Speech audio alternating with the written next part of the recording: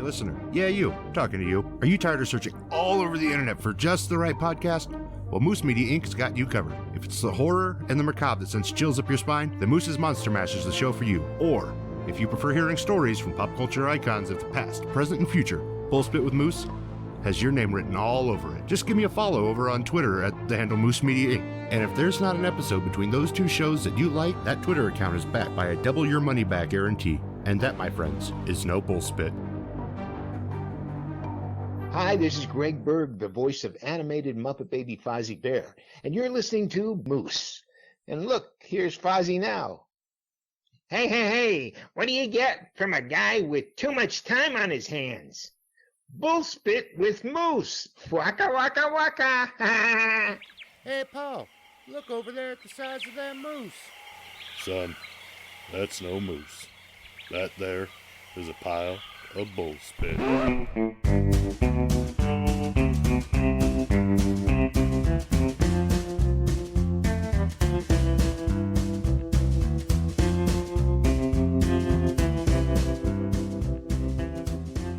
Welcome, Moose Pack, to an all-new and long overdue episode of Bullspit with Moose. I'm your host, Moose, and it's Pride Month.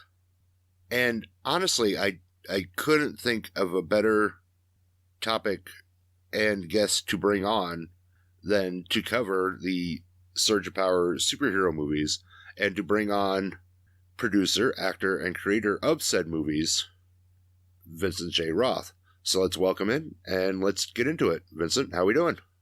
I'm doing good. Thank you so much for having me, Moose. You're absolutely welcome, and I was looking forward to it. And if I wasn't as big of a procrastinator, we would have gotten it recorded a lot sooner. But We're right on time. We're right on time. Never late. Yeah. So how you been? How's life? How's production? Good. Well, we're delighted to come out to Grand Comic Fest. It was a great convention. Really appreciated the warm reception and the hospitality and the welcoming of the crowds. And since then we've been in post-production on our latest movie, Surge of Power, Where There's Smoke, and really excited with where we are with this movie. It's heavy on the visual effects side. I don't know if you got a chance to see the sneak peek we showed at Grand Comic Fest, so some viewers got to see some footage for the first time that no one has seen yet. And this is where, in the kind of evolution of the Surge character in the Surge of Power movies, where we've lightly introduced some other characters that have been recurring in our films, and now really a team is coming together. So by the end of the Where There's Smoke film, we've got a whole little army of superheroes running around, sort of informally referred to as the champions. And it's kind of exciting to be forming a superhero team and being in the independent world. Obviously, like the big studios have the Marvel with its Avengers and DC with the Justice League, but I'm not aware of any independent studios that have a team of superheroes out. So we're kind of excited to get this movie finished, assuming I survive it.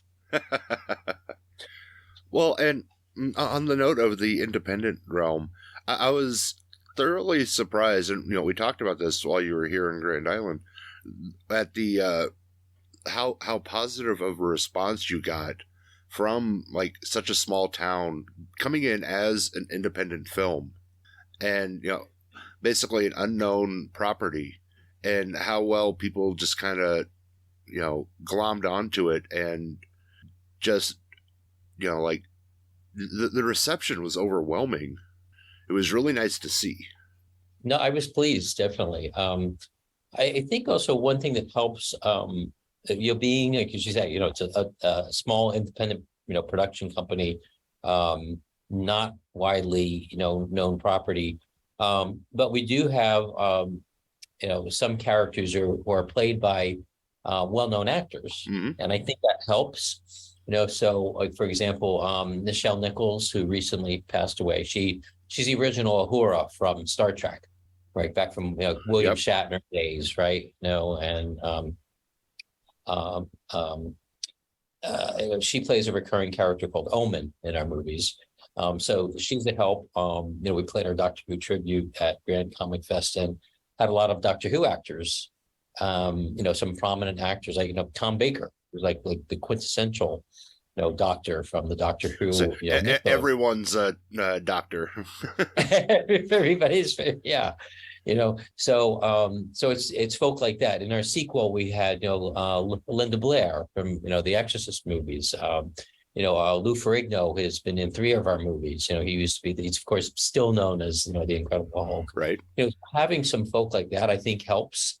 So people may not be familiar with the Surge of Power world, but when they see some names and some faces they recognize, I think that lends credibility to the projects. That probably is what triggers the interest. But again, no, it's from whatever way it comes that it gets butts in seats and and viewers to appreciate our work. Is fine with me. Well, and along those same lines, a little peek behind the curtain. I've been trying to get this interview sorted out for 2.5 years now, something like that, because you and Surge of Power first came onto my radar from another interview I did, and that was with Shannon Farnan, the original Wonder Woman, the voice of Wonder Woman. Okay. Yeah. Mm-hmm. We during the course of the interview, she had many, many great things to say about the Surge of Power movie, and you in particular, and her experience, and just could not stop talking about it. And that's how you and the now franchise has originally popped onto my radar. So in the vein of champions, she is an absolute champion for this film. Oh, that's wonderful to hear. It's funny you mentioned. I remember the first time I met her was at the Hollywood Autograph Show, which is not quite like a comic convention, but like a smaller type of convention where it's really just stars at autograph tables in an exhibit hall. There's sometimes some other vendors, but it's mostly just like folk there promoting their own wares. They might have their DVDs of the movies or things, and autograph photos and stuff, or a book that they've written that they're selling and we'll sign for you. And we met Shannon Farnan at one of those events. Got to do a little interview for our web series. So separate from the movies, we have a web series, Surge of Power, Big City Chronicles. And the Big City Chronicles series is sometimes it's little videos of behind the scenes looks at the movies. Sometimes they're little mini adventures of Surge, and oftentimes they're Surge interviewing someone who's played a superhero or has played a prominent sci-fi character. So it's kind of fun to have our superhero interviewing someone who's played a superhero. And that's fun for our audience to just keep providing content to our audience that they that they can kind of keep seeing stuff from us without waiting years for each movie, because it takes years to put out a movie. So I met Shannon in one of those Hollywood autograph shows up in LA, and brought up the idea to her, and she said anything is possible, and so we continued the discussion. And what ended up happening was she came on board to play a character called Mavis, who started out as just presented as just an AI program inside the Surge Mobile. She would show up on the dashboard.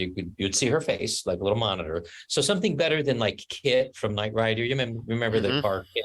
And Kit would talk to Michael Knight. And it was just this kind of flashing voice modulator light on the dashboard. And in her case, it's her whole face, head and shoulders, like a bust, her showing up on screen, talking to Surge. So her character got introduced in the sequel, and she's continued on. She has a small cameo in the Doctor Who tribute. Then she came out more in Surge of Dawn. Literally came out because now we started projecting her outside of the car as a hologram, and she would interact with not just Surge but with other characters. And She's essentially like inside an electronic being inside and operating the Surge Mobile. So the Surge Mobile drives off on its own and has its own, action sequence in the Surge of Dawn movie that precedes Where There's Smoke that we're working on now. And in the current movie, she now gets dolled up and has her own unique costume. She's now running around outside of the car, still, quote unquote, as a hologram. But the actress herself, Shannon, is now like on the ground with us, the other actors running around. And I could see that she was really enjoying that, and when I sent her pictures and I sent her little videos, I'll send you a video we did where you'll see she's controlling the Surge Mobile. It turns into a jet and flies. It turns into a robot. And seeing, and now that she has her new outfit, when we did that costume fitting, I mean, just the pictures of her just like beaming when she's like smiling, wearing her outfit as Mavis, just like was so heartwarming to me. I'm like, she's really liking her character. And now she's more than just a voice or a face on the dashboard. She's, literally running around on set, with other actors and part of a superhero team. When she first started showing up, we would have her dressed in red and blue with this little gold eagle necklace to kind of have a wink and nod to her former life as Wonder Woman, right, from the Supermans, because she played that character for 10 years. To date, she's still the longest running Wonder Woman out there. But now Mavis has her own outfit. It's this lovely, purple and lavender gown, very regal looking. With an embroidered gold eagle on the chest. We kept at least like a little wink and nod to her life as Wonder Woman. But now she has, her own unique costume and still a little hint of her legacy as Wonder Woman. But she's been now. This will be her fourth movie showing up as Mavis, and it's really nice. I felt the same way with Nichelle Nichols. I really liked how she took a shine to her Omen character, and in coming back and performing with us again.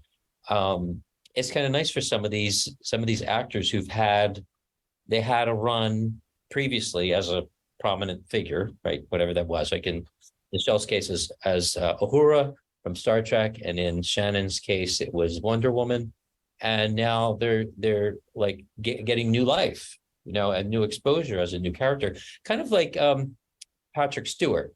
Obviously, on a grander scale, Patrick Stewart, right, was Captain Picard on Star Trek: The Next Generation, and then many years later he started doing the X-Men movies as Charles Xavier, right? Mm-hmm. So he played Professor X, for many movies. So he went from the Star Trek world to a superhero character, and I felt that there was like a little bit of that glint in Nichelle's eyes, like, oh, I'm a superhero character now too.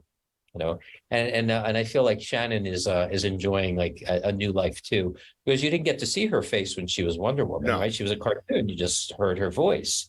Now people are not only getting to hear her, but they get to see her, and I think she's enjoying running around as a superhero with us in a whole new superhero persona. Yeah. So let's backtrack it a little bit. Where did the idea of Surge come from? Well, I've been a comic reader for, since late 70s. And, I think all of us, that are in the genre sort of imagine ourselves. I mean, that's where it started from. Like when I was a kid, I watching the Super Friends. That's really kind of what started me, even before reading comics, was watching the Super Friends. And probably by the time they got to like the Challenge of the Super Friends, that's really where it like grabbed me. And at some point I started noticing, comics, and this is back when like you had that like comic rack in your 7-Elevens and your convenience stores, right? No, they didn't have specialty comic shops back then. It's like you got your comic books at the rack right next to the Playboy. At 7-Eleven, yeah. And so it was a character I had like, thought about, like if I were a superhero, what would that look like? And what would my powers be? And I think a lot of us also imagine ourselves as, the characters that we see, what would I look like if I was Green Lantern, if I was the Flash or whatever. So Surge was a character that I had in my own mind. And over time, it was after doing enough of like what they call nowadays cosplay, right? Back then, they didn't have a word for that. It was just sort of adults dressing up in costume. So it's common, right? Now they call it cosplay. Now there's this whole like, whole genre, whole field called cosplay. Right. Back then, before it was even called cosplay, was we used to just be the weirdos in costume. Yes, exactly. So outside of Halloween, like going to a comic convention, I would make other people's characters, like a Green Lantern costume, a Flash costume, a Robin. I just the little dark haired guy. I made a good Robin. So, what kind of led up to the first Power film was I was working as a corporate attorney at a company in Orange County called Lantronics, and they had this. They released this new product, and they had this marketing campaign that had this little muscular, dark-haired, superhero-looking character called Commander X, and the marketing folk showed me some pictures, and there were times that company Halloween costumes that some of us would dress up and stuff. So she showed me these pictures. She said, "Oh, I think you'd like this. I think you'd find this interesting." So I looked at these pictures of this Commander X character, and I said, "Oh, maybe I'll make a costume of that for Halloween." And she said, "Well, any chance you could make that now?" And this was like February. I'm like, why would I make a Halloween costume in February? And she says, "Well, we have a trade show coming up, and it would be kind of cool to have Commander X there." And so I said, "Okay." The trade show was in April, so I had 2 months for this. So okay, well, give me some pictures of this. Let me see what this looks like. And let me think about it. And I was busy at the time. I was busy with work, and I was getting another degree at the time. But this was work. And I'm like, I really want to make this. I really want to make this good. I want this to be like my pièce de résistance of costumes. So I enlisted a tailor to do some of the harder sewing stuff. And then I made, a lot of, fabricated a lot of the stuff myself. And I came up with this costume for this character, Commander X. I'll show you a picture. Can you see that? Oh, wow. Yeah. And then, some of the things lit up too, because some of the things I'm just seeing a cartoon image of it. I'm like, wonder, should that light up? Maybe I should put lights there. And so I came up with this costume, and we did this reveal in the office. I thought I was just going to show her boss, of the VP of marketing. So I come to work one day, and she's helping me get into the outfit in my office. She calls her boss over to come to my office, and I step out, and there's 30 people from the company all there in the C-suite in administration, all watching me, and I'm they all applauded, and then Commander X comes out of the thing, and her boss goes to my boss and says, "We've got to have him." So they would transfer me out of the legal department into the marketing department to go to trade shows.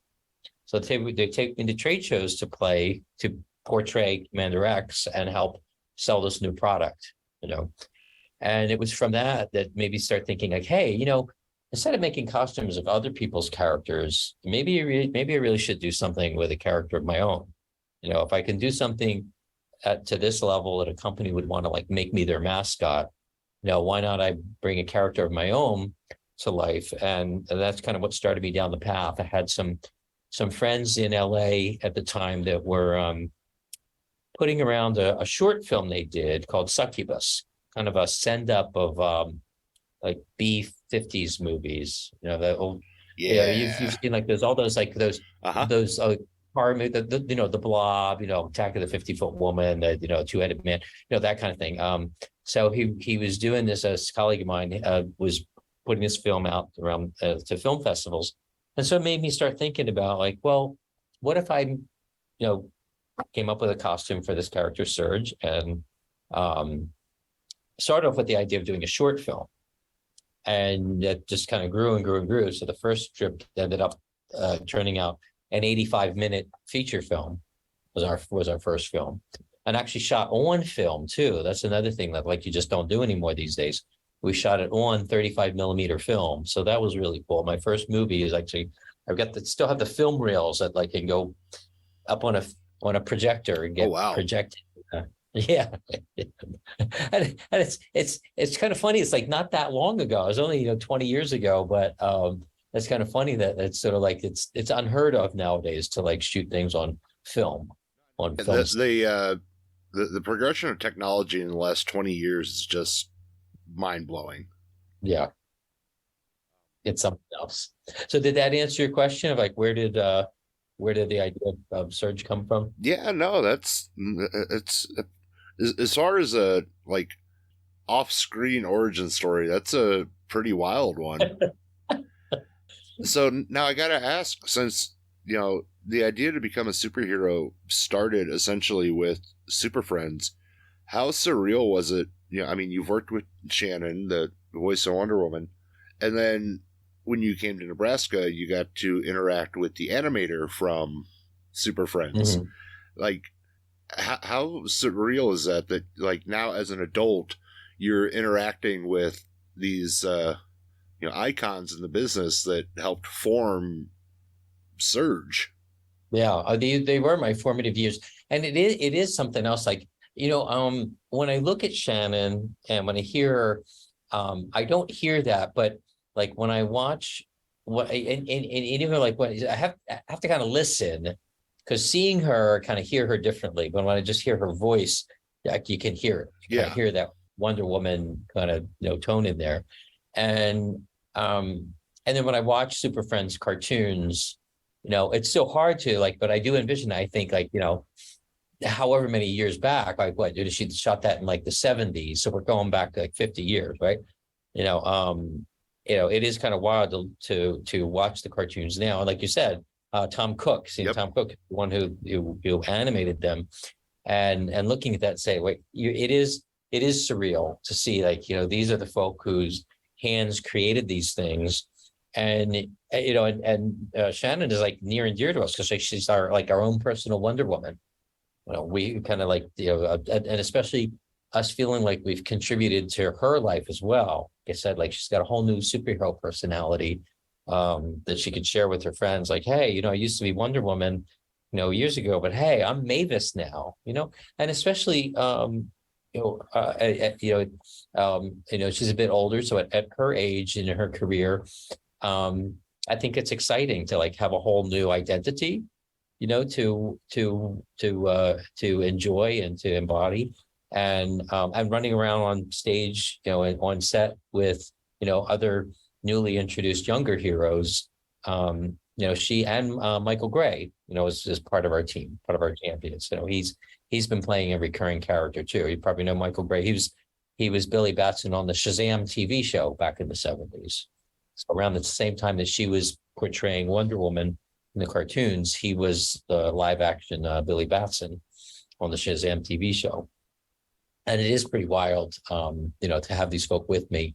And also too, very reassuring to me that they're enjoying their characters and they're coming back, and that they enjoy being part of the mythos.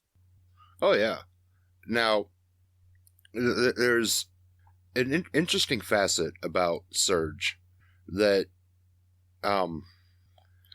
trying to find the best wording for this, that some people would take for granted, but really is a huge deal, and that he is the first openly gay superhero. How big of a deal was it for you to work that into the story?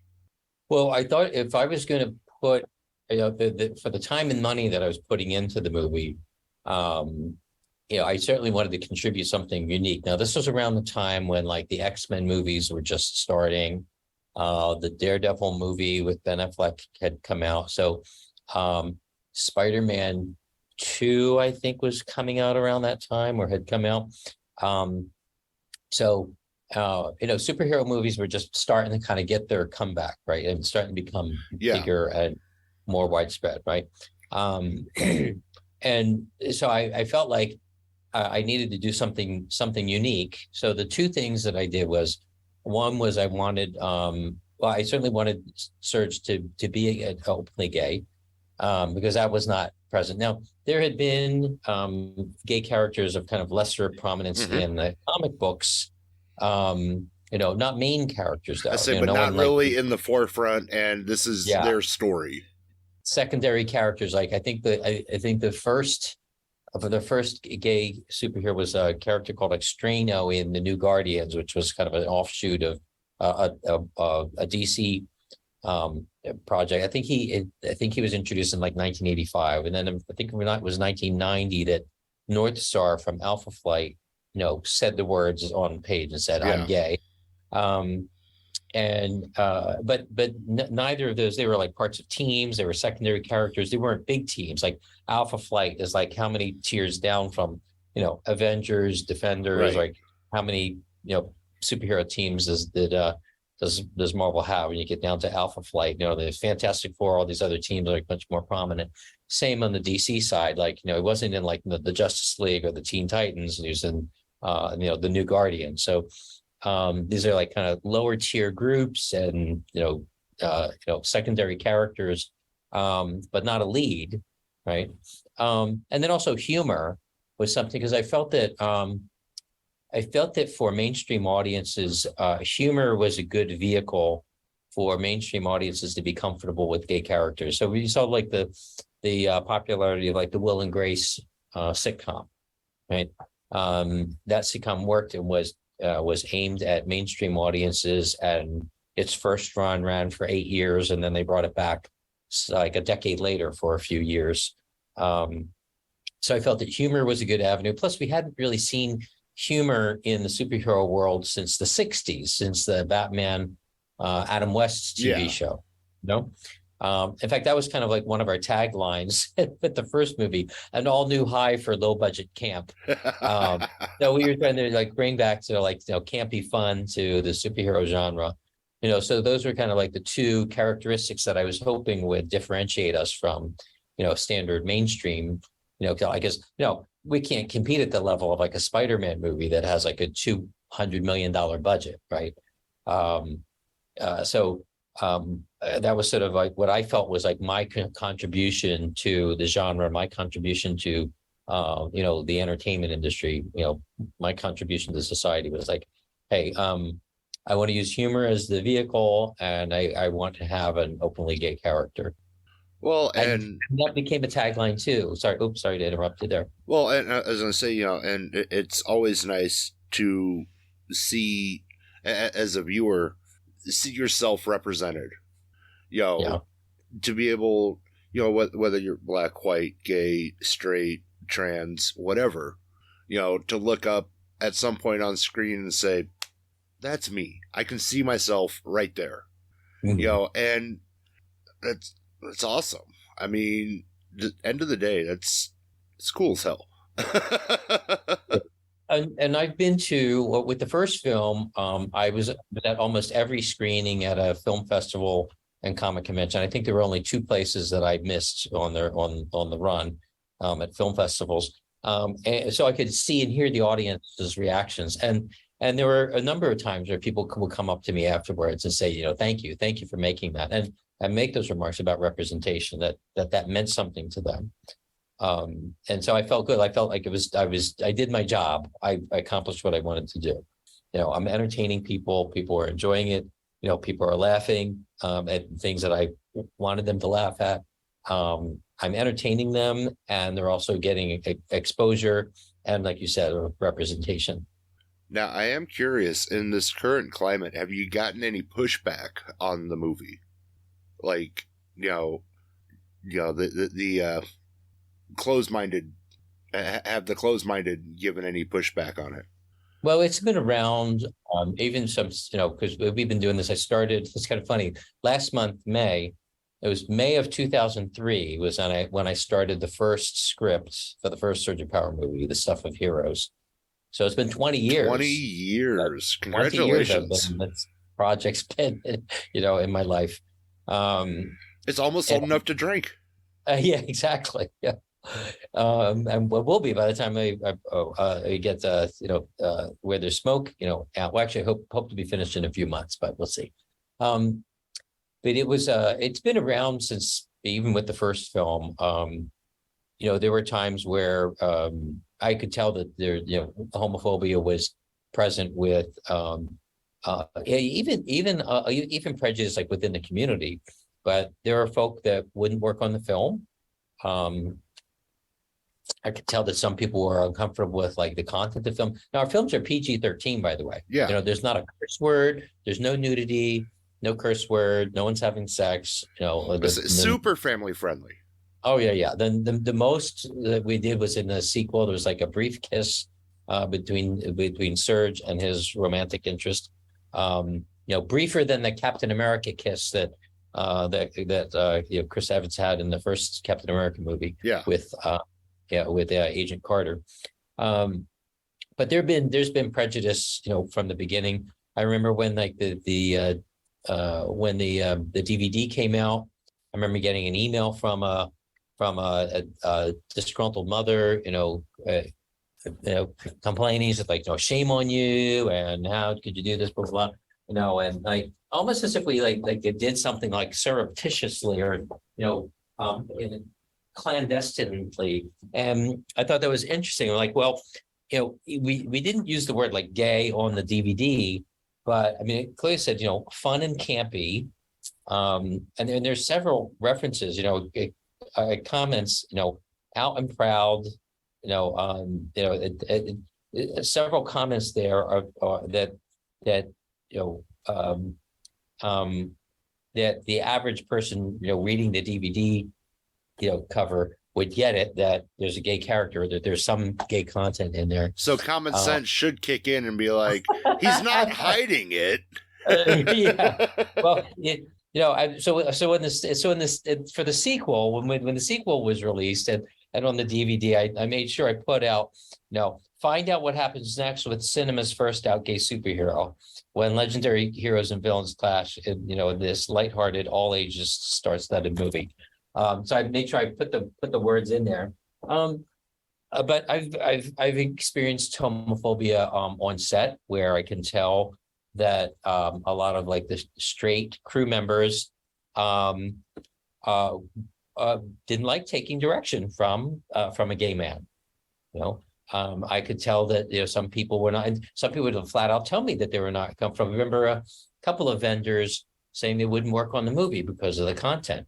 You know, yep. Because on our website, you know, it says, you know, cinema's first out gay superhero, and that bothers some people. Like, so people even in the industry, in the entertainment industry, would say like, oh, they wouldn't work on, you know, visual effects or work on editing or what have you. So it happens, and it's there. It's not a lot, but even now, I know I was talking with a filmmaker colleague of mine. I said I can still see it and feel it sometimes with some crew members, even working on, you know, where there's smoke, you know, even though the climate has changed quite a bit in 2 decades, it's still there. But that just tells me that I need to keep on doing what I'm doing, right? Keep telling the story, keep, doing as I'm doing, letting mainstream audiences, like, you know, enjoy the world that we created, enjoy the fun, you know, enjoy the superhero genre, and enjoy our characters. So it does show that, yes, there's a lot of work to be done, and that progress has been made. Mm-hmm. And, you know, it's, you know, that, the gay community isn't some big dark secret, you know, not secret, some big dark cult trying to brainwash your kids. Yeah. You know, it's just open your minds, let people be people. You know, it's so asinine. Yeah, I agree. And but unfortunately, it's there and it's real. So, when we got to the sequel, people wanted to see. Yeah, I listen to my fans. You know, I give people what they tell me they want to see. And, you know, folk wanted to see more about the villain, because that was kind of big too at the time. At that time, several years later, superhero movies were all about the villains. Like X-Men, like First Class movie was all like Magneto, right? Everyone was focused on him and his, what turned him evil. Eric Lensher's character, as he, developed his Magneto persona. They wanted to see. They were surprised that I didn't explore gay issues in the first movie, and I really wasn't set out to have be a gay character. It was more of like, I'm making a superhero movie that's fun. The characters just happen to be gay. I didn't want to do the stereotypical, oh, this is a coming out story, or this is an AIDS or HIV story, you know. So I thought, okay, well, you're right. I didn't really kind of exploit that facet of Surge's life. So in the sequel, like, okay, you want to see more about the villain, and you want to see a gay issue explored. What we explored was homophobia. So in the sequel, we got introduced to Linda Blair and Gil Gerard, who was Buck Rogers from the 25th century. They play the homophobic parents of my archenemy, the Metal Master, from the first movie. So we explored what the tension in his family was that not only affected him, but affected their family unit, but also his parents' rejection of him or his orientation is what turned him evil. So we see the effects on society, right?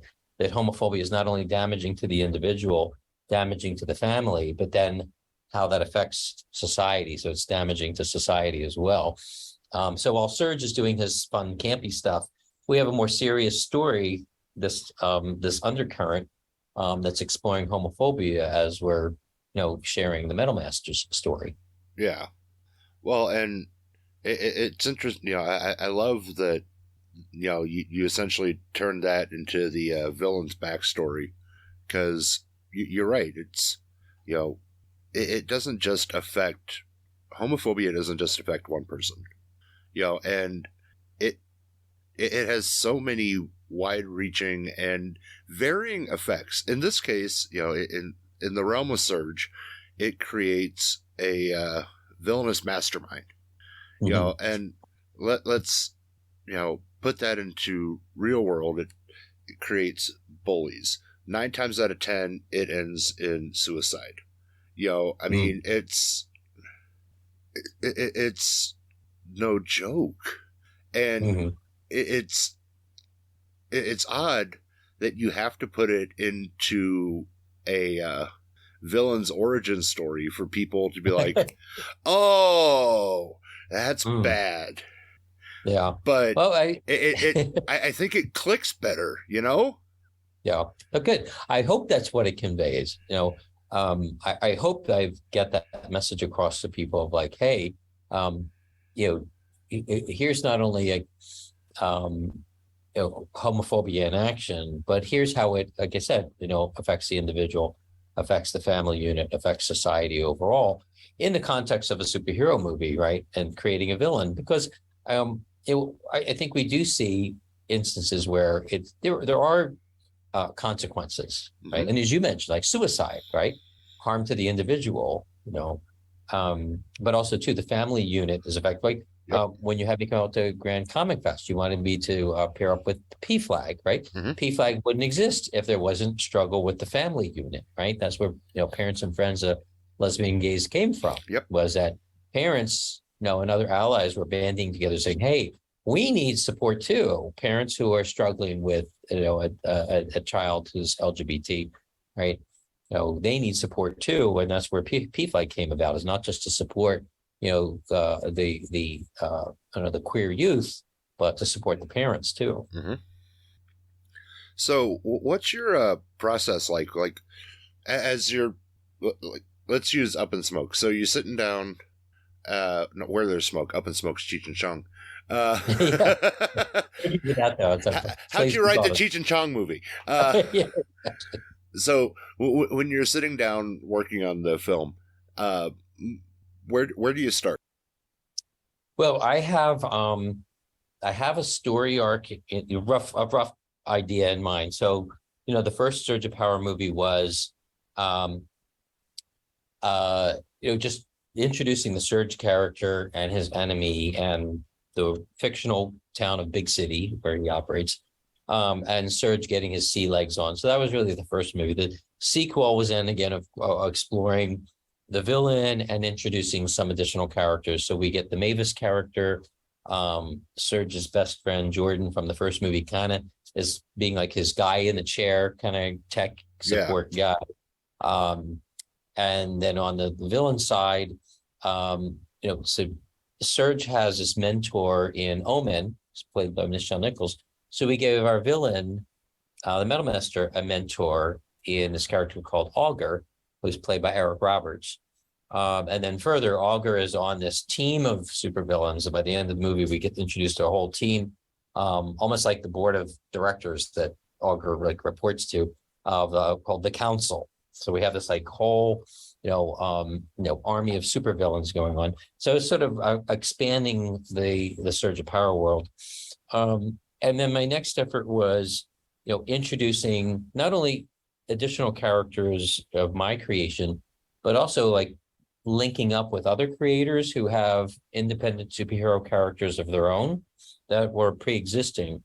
So Surge of Dawn was essentially a merging of the Surge of Power world with a creator out of New York, Alex Fernandez. He has this magical vampire Dawn, but he's done these web series and comic books on.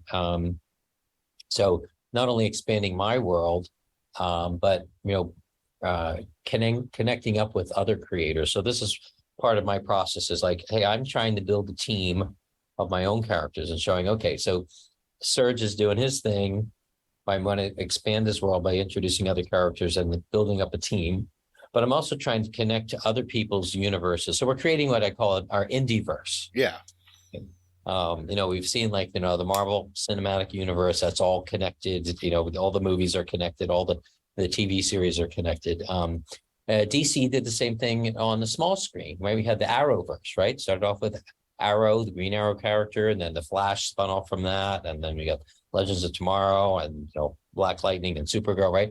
And then they all became interconnect, Batwoman, and you have all these TV shows, connected universe. So Dawn was our first foray. The Surge of Dawn was our first foray of linking up. So it's Mavis and Surge and Dawn running around as a little trio in Surge of Dawn.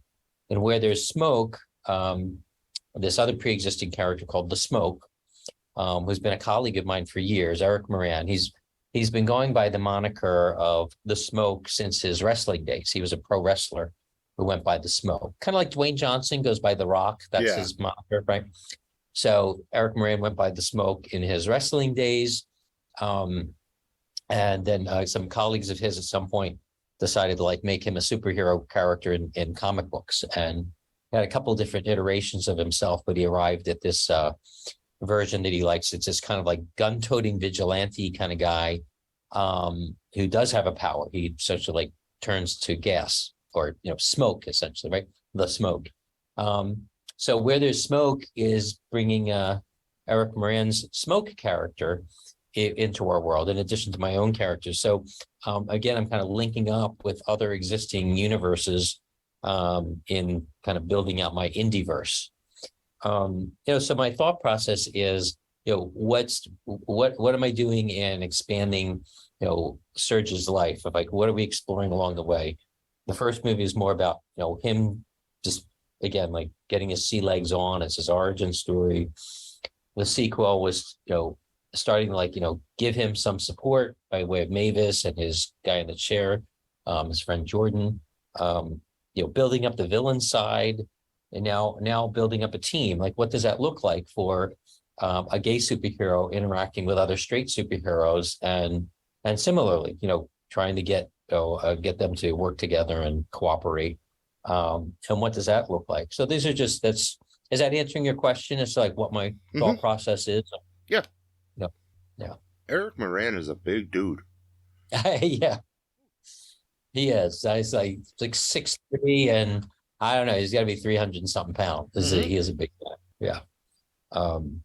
But he too, though, his character is showing up for live action for the first time in my movie, and I send him visual effects shots so he can see and give his okay on how his character is looking. So make sure that he's happy too with how the character looks and is interacting with the others. Because after this, I have, one more chapter in mind that will be kind of our Surge endgame, kind of wrap up of the Surge of Power saga.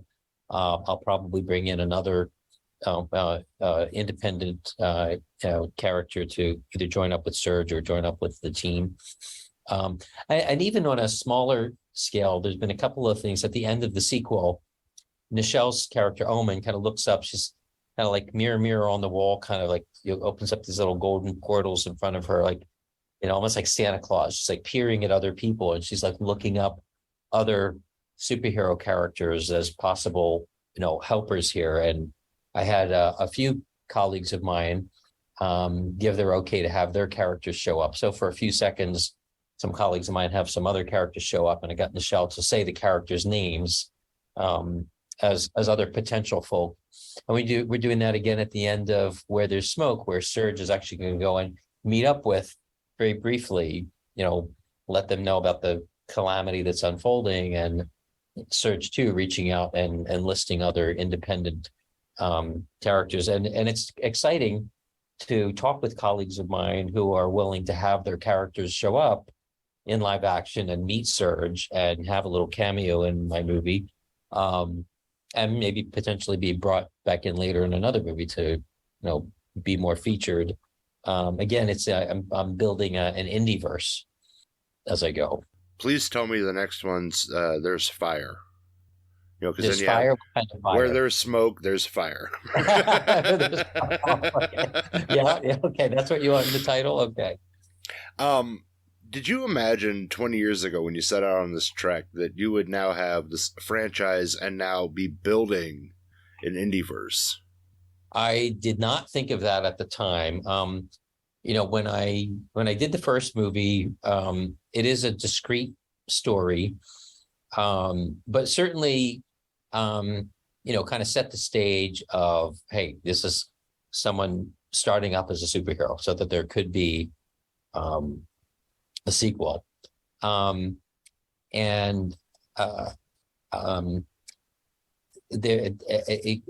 wasn't until I guess I got to actually working on the sequel that I thought to myself, I said, like, what would this look like? And I thought I didn't have the whole saga, mapped out, but kind of roughly, I thought it might take me 4 movies to tell the story I wanted to tell. But I hadn't really thought about linking up until probably later in the path of working on the sequel. So it was near the end, and it's actually quite near the end of the sequel where we start showing, a few other characters.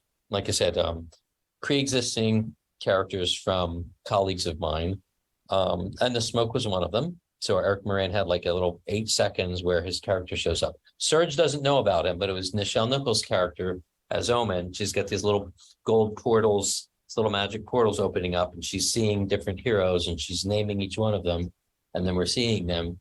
And these are all other creators, independent superhero characters.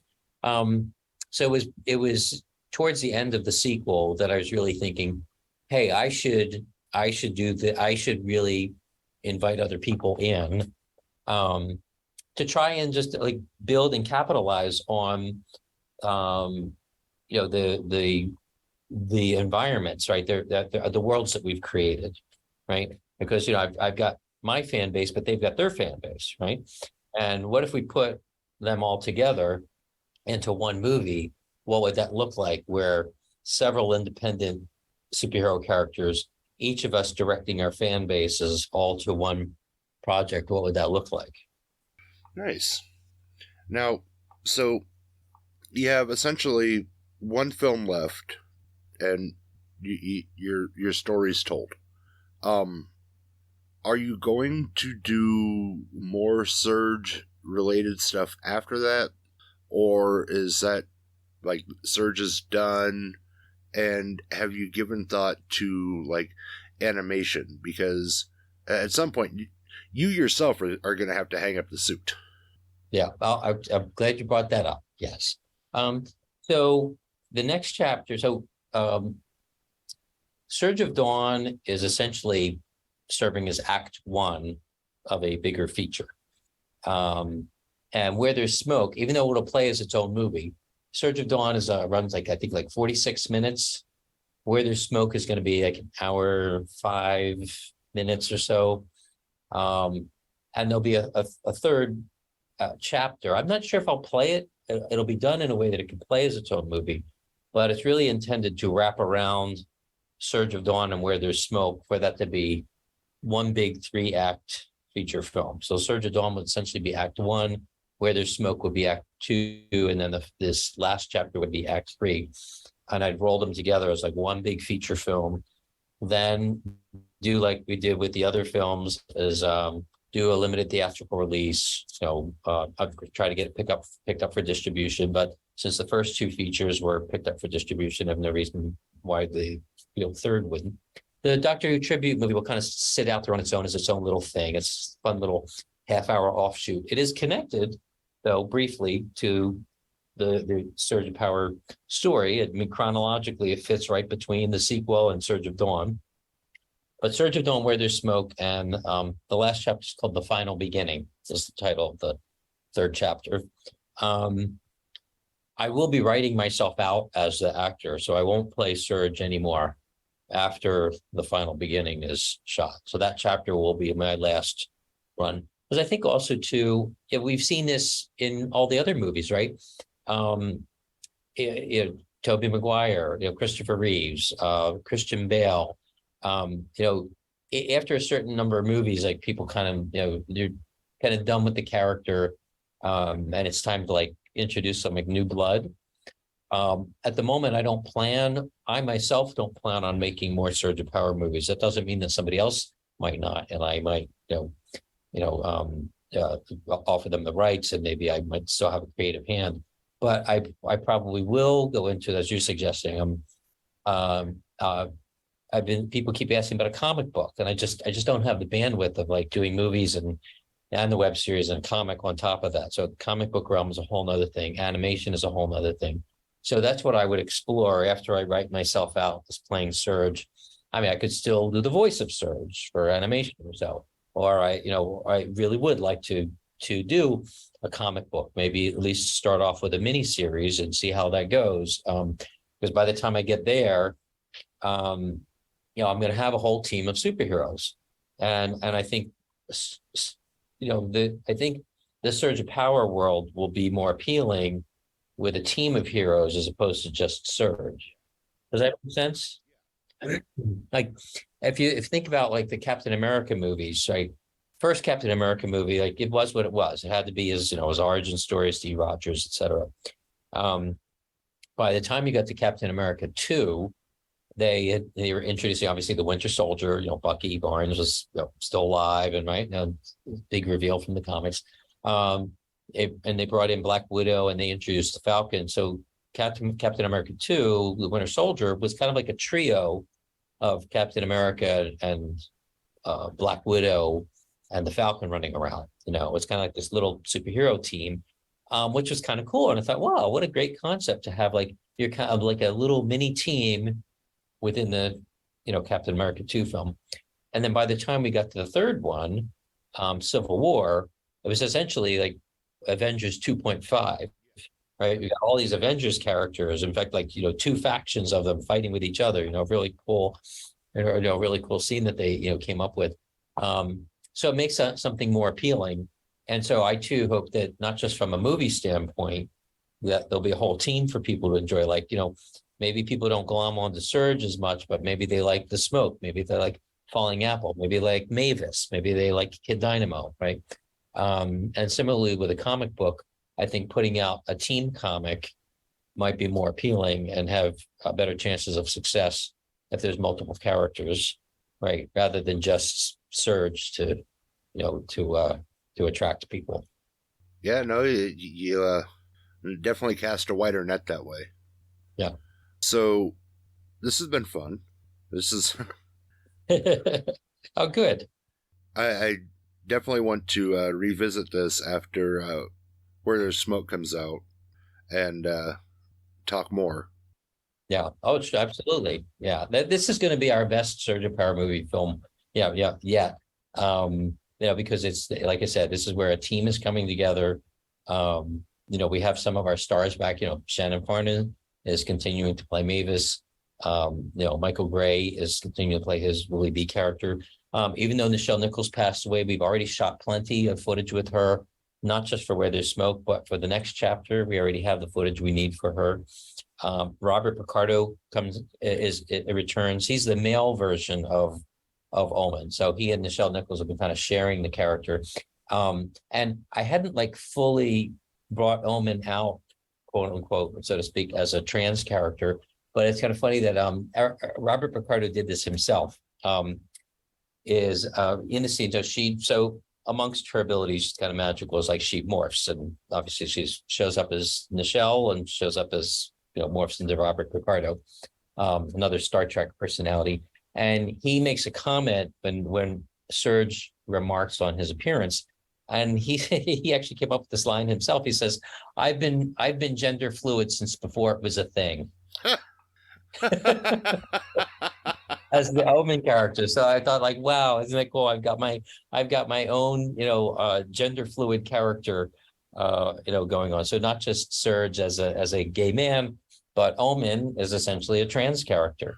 That's awesome. So, not in the traditional sense of, of surgery, but from a, magical, being, perspective that can a literal transformation become what she wants to become for whatever she's needed for, kind of a thing. And that we're in a science fiction world, right? So this is an interesting, a slightly different take on what an expression of gender fluidity looks like. Oh, absolutely. Yeah. So where can listeners keep up to date with Serge and get DVDs? So probably the easiest single place to go is our website, surgeofpower.org. So it's .org, not .com. So www.surgeofpower.org. And on there, there's a news page. There's a button for each of our projects. There's a pull down menu too for each project people could look at. There's also a button on each page that says watch our movies. And if you click on there, it takes people to where there's like a few different places where they can stream the movies and different places where they can like buy DVDs and Blu-rays. So probably going to our website.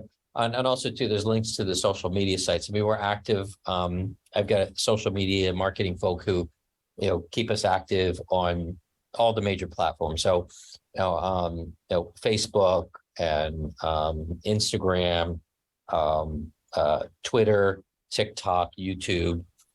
So we have a presence in all the basic, platforms. But probably the simplest place to go to is to the website. Nice. And listeners, I will put links to all of those in the episode description. And you can find me and other great podcasters over at electronicmediacollective.com. Or if you just want to find me, it's Facebook and Twitter at Moose Media Inc. Just look for the Moose. And Vincent, this has been phenomenal. Wonderful. No, I appreciate it. Thank you so much for inviting me. And like I said, I look forward to sitting down doing this again in the future. And, it was, an absolute blast spending time with you. God, I can't believe it's only been a month. Not even a month yet. Yeah. At Grand Comic Fest, and now sitting down for the interview. And I'm hoping our paths cross again at some point. I'm around as needed. Absolutely, Moose. And listeners, there's a lot of good podcasts out there. Unless you're here, it's probably just a load of bullspit. Ooh-wee, that sure was some bullspit, but I sure had fun. Junior, you need some help. Be sure to tune in next time.